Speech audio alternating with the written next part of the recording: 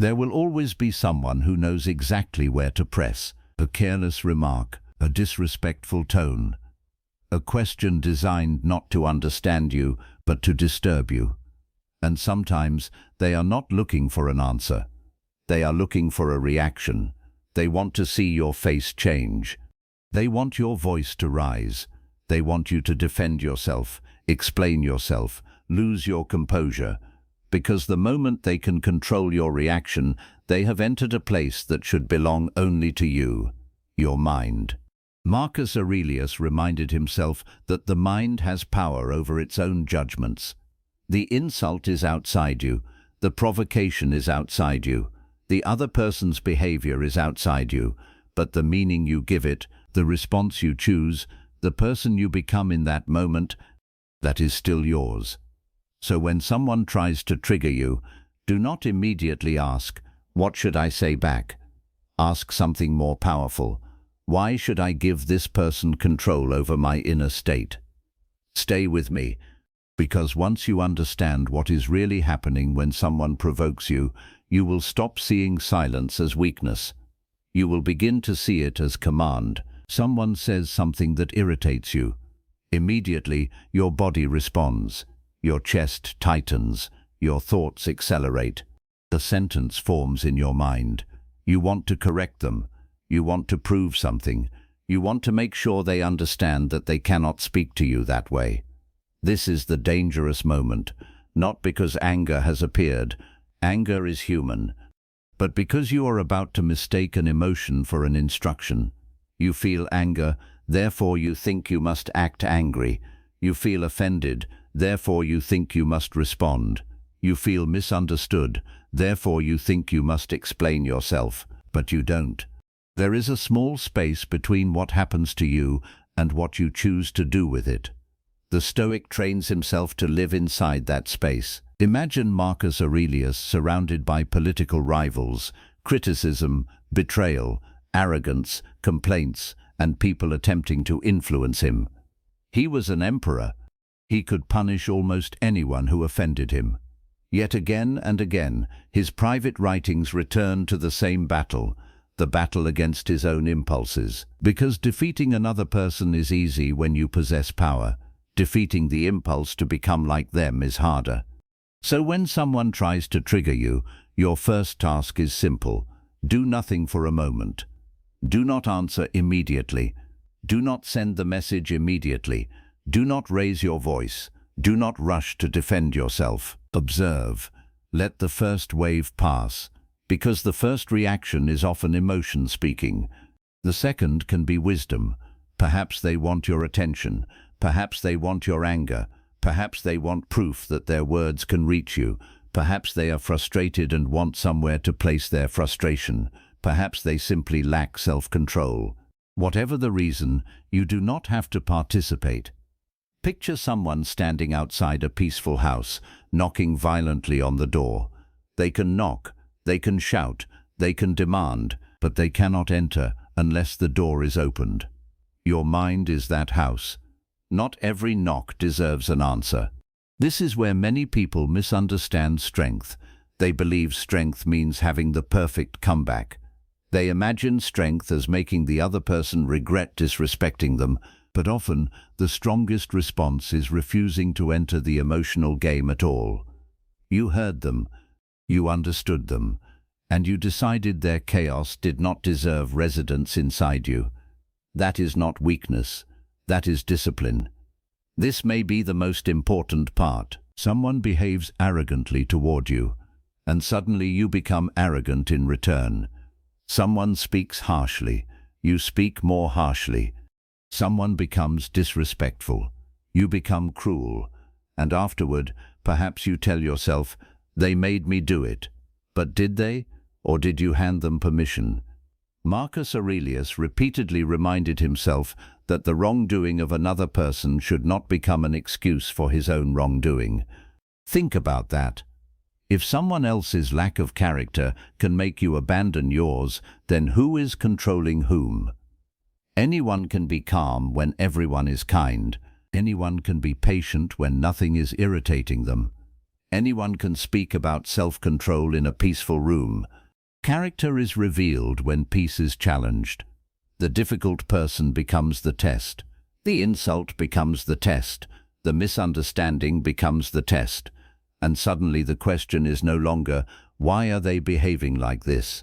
The question becomes, who will I choose to be because they are behaving like this? That question returns your power to you. One of the easiest ways to trigger someone is to misunderstand them deliberately, to accuse them unfairly, to tell an incomplete version of the story, to question their intentions. And if you are deeply attached to being understood, you can be controlled very easily. Someone only has to say something false about you, and you will spend the next hour defending yourself. But consider this: must everyone understand you for you to remain at peace? No. People will form opinions with incomplete information. They will interpret your silence. They will misunderstand your boundaries.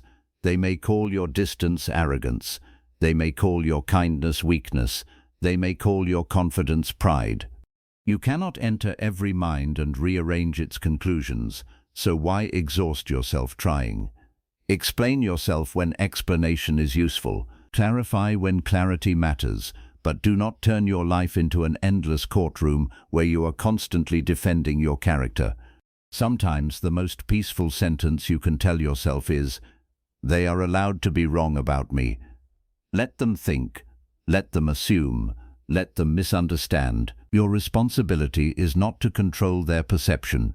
Your responsibility is to remain aligned with your principles. This does not mean excusing harmful behavior. It means understanding it clearly enough that you do not absorb it. A person who constantly provokes others may be carrying anger long before you enter the room.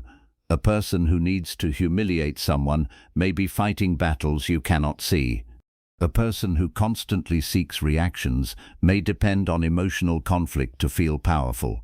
When you understand this, something changes. Instead of immediately thinking, "How dare they?" you begin thinking, "This is who they are choosing to be right now." And you stop making their behavior a statement about your worth. A barking dog does not make you question your identity. A storm does not make you wonder whether the sky dislikes you. You recognize what is happening without personalizing it. Do the same with difficult people. See clearly. Respond appropriately. But do not carry their behavior home inside your mind. There is something more valuable than winning an argument: your attention. Think of how many hours human beings lose replaying conversations. "I should have said this. Why did they say that? Next time, I'll tell them." The person may have forgotten the interaction completely, yet they are still living inside your mind. You are eating dinner with them in your thoughts. You are lying in bed arguing with them. You are waking up remembering what they said. At that point, the provocation has ended externally, but you are continuing it internally. Marcus Aurelius understood that your mind becomes shaped by what you repeatedly give your attention to. So when the interaction ends, allow it to end. Do not keep drinking from a cup simply because someone else poured poison into it. Return to your work. Return to your family. Return to your purpose. Return to yourself. Your attention is your life being spent in small pieces. Spend it carefully. Silence is not always the answer. Sometimes boundaries must be spoken. Sometimes injustice must be addressed. Sometimes you must clearly say, "Do not speak to me that way." Stoicism is not passive submission. It is disciplined action. The difference is this: you speak because speaking is necessary, not because someone successfully manipulated your emotions. You can set a boundary without hatred. You can disagree without losing control. You can walk away without making a scene. You can say no without writing a speech. And sometimes you can simply say nothing. Not every accusation deserves a defense. Not every insult deserves a reply. Not every challenge deserves your participation. Silence becomes powerful when it is chosen from clarity rather than fear. This is the foundation. You cannot control whether someone respects you. You cannot control whether they gossip. You cannot control their tone. You cannot control whether they apologize. You cannot control whether they ever recognize what they did. But you can control whether their behavior becomes your behavior. You can control whether you carry resentment for the rest of the day. You can control whether you reply immediately. You can control whether you leave. You can control whether you protect your dignity. This distinction seems simple, but practiced consistently, it can change your life, because suddenly you stop waiting for difficult people to behave correctly before allowing yourself to be peaceful. Your peace is no longer dependent on their maturity. The person trying to trigger you may believe the battle is between you and them. It isn't. The real battle is between your impulse and your principles, between the part of you that wants immediate satisfaction and the part of you that wants lasting self-respect. Every provocation offers you two victories. The small victory is defeating the other person. The greater victory is mastering yourself, and the second victory follows you long after the argument disappears. Imagine becoming so disciplined that someone else's anger no longer automatically becomes yours. Their disrespect does not determine your behavior. Their opinion does not determine your worth. Their chaos does not become your chaos. They can throw the stone, but you decide whether to carry it. The next time someone tries to trigger you, remember this. Pause. Observe what is happening inside you. Ask yourself whether a response is necessary. Separate their behavior from your character. If you must speak, speak calmly. If you must set a boundary, set it clearly. If nothing useful can be gained, walk away. And once the moment has passed, let it pass. Do not replay it. Do not rehearse imaginary arguments. Do not allow 5 minutes of someone else's poor behavior to steal 5 hours of your life. Marcus Aurelius did not seek a world without difficult people. He sought the strength to remain himself among them. Perhaps that is what you should seek too. Not a life where no one provokes you. Not a life where everyone respects you. Not a life where everyone understands you. But a mind so well governed that other people's behavior no longer decides who you become. Because the moment you stop giving every provocation a reaction, something remarkable happens. You become harder to manipulate, harder to disturb, harder to pull away from yourself. And eventually, the person trying to trigger you realizes something. The door to your mind no longer opens from the outside. You hold the key, and that is where your freedom begins. But knowing this is not enough. You can understand every Stoic principle intellectually and still lose yourself when the right person says the wrong thing. Because self-control is not built while reading about calmness. It is built in the exact moment when calmness becomes difficult. So now, go deeper. Imagine tomorrow someone speaks to you disrespectfully. They interrupt you. They question your intelligence. They make a comment designed to embarrass you. What happens inside you? If you have never prepared for that moment, your emotions will decide for you. But Marcus Aurelius practiced something different. He prepared his mind in advance. He reminded himself that he would encounter people who were selfish, impatient, arrogant, dishonest, and difficult. Not because he wanted to become cynical, but because he did not want to be surprised. There is wisdom in this. Many of our strongest emotional reactions come from violated expectations. You expected respect. You received disrespect. You expected gratitude. You received criticism. You expected understanding. You received judgment. And the distance between what you expected and what happened becomes frustration. So prepare differently. When you begin your day, remind yourself, today someone may misunderstand me. Someone may be impatient. Someone may speak without thinking. Someone may project their frustration onto me. Someone may attempt to provoke me. And if that happens, I will not be surprised. I will be ready, not cold, not bitter, ready. There is a difference. The sailor who expects storms does not hate the ocean. He simply prepares the ship. Prepare your mind the same way. When someone speaks aggressively, something strange happens. Their confidence can make their words feel more true. Their volume can make their accusation feel more important. Their certainty can make you question yourself. But volume is not evidence. Anger is not authority. Confidence is not correctness. Someone can be completely wrong and completely certain at the same time. Remember this when someone tries to pull you into their emotional world. You do not have to match their intensity. If they raise their voice, you can lower yours. If they become impatient, you can slow down. If they demand an immediate answer, you can take your time. Their urgency does not have to become your urgency. This is one of the quietest forms of power. To remain at your own pace while someone else is trying to force you into theirs. Sometimes the trigger is not really the insult. It is what the insult touches inside you. Someone questions your competence, and suddenly you need to prove how capable you are. Someone ignores you, and suddenly you need to prove you matter. Someone chooses someone else, and suddenly you need to prove your value. Someone criticizes you, and suddenly you need to prove they are wrong. Ask yourself, why does this require proof? If you know who you are, why must every stranger confirm it? If your intentions are honorable, why must everyone recognize them? If your work has value, why must every person applaud it? The ego wants witnesses. Character does not. Character asks only, did I act according to what I believe is right? That is a much quieter question, but it is also a much more freeing one. Because when your worth no longer depends on winning every social battle, many provocations lose their power. This requires courage. When something deeply disturbs you, do not only study the person who caused it, study yourself. Ask, why did that affect me so strongly?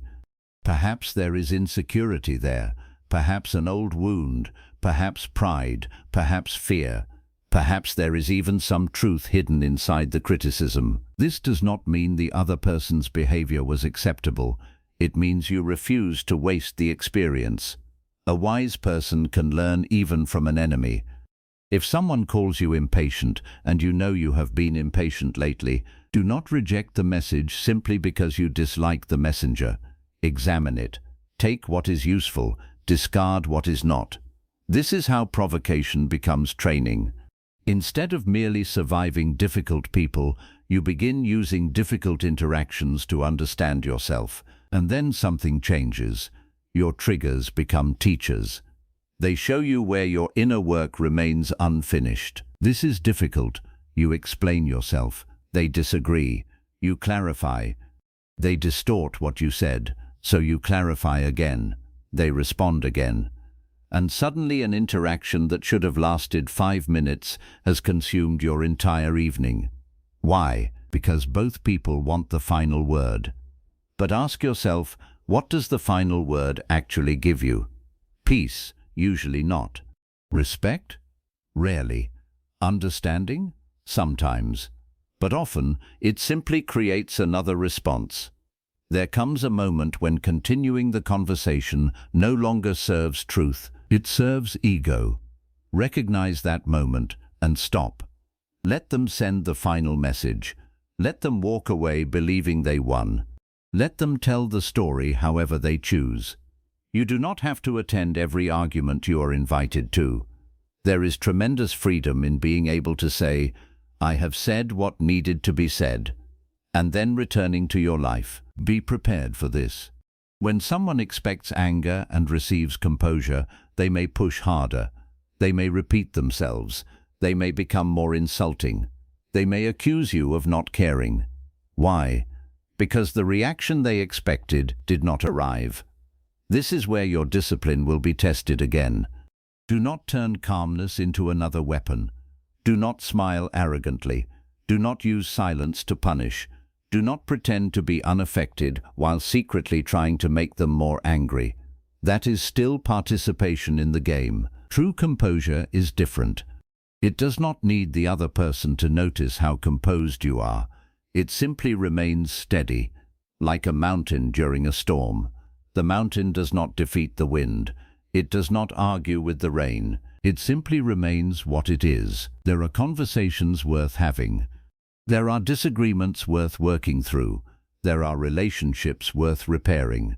But there are also situations where staying accomplishes nothing. If someone repeatedly disrespects your boundaries, if every conversation becomes manipulation, if they are committed to misunderstanding you, if they only want conflict, walking away may be the wisest response available. You do not need to announce your departure dramatically. You do not need a final speech. Sometimes maturity looks very ordinary. You stop replying. You leave the room. You change the subject. You reduce access. You return to what matters. Walking away is not always surrender.